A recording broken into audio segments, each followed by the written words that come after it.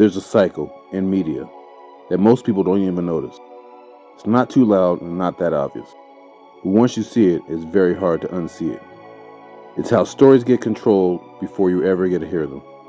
How something can come from us and still not belong to us by the time it reaches everybody else. And that's the part that never sat right with me.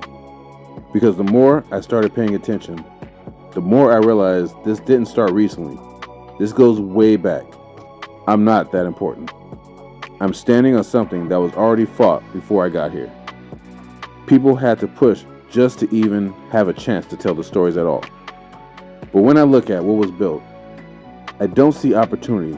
I see limits, I see patterns. And when you go back and really look at early film, you start understanding where some of this comes from. Films like A Birth of a Nation didn't just tell a story, it pushed the image, and the image didn't stay on screen. After that point, when Black Americans gained legal freedom, things changed on paper. But how people were seen didn't. And that gap between what was written and what was shown, that's where a lot of this starts. And it didn't stop there. It just changed form. Now it looks like opportunity. It looks like inclusion. It looks like progress. But when you really pay attention, you start seeing the same pattern playing out in different ways. You've seen it before. Something comes from us. The sound, the style, the way we talk. It later shows up again. Bigger, cleaner, packaged differently. And somehow it's disconnected from where it started. That's what happened in music. It happened in fashion. It happened in culture. And it's definitely happening in film. Even when it comes to movies, I started noticing certain things. A story can clearly be ours, but something gets added. A familiar face, a safer perspective, something that makes it easier to sell. Because for a long time, there was a belief that our stories alone weren't enough. That they needed something else attached to them just to be accepted. So even when the story started with us, it doesn't always stay that way by the time it reaches the people. And now we're in a time where it feels like things are changing.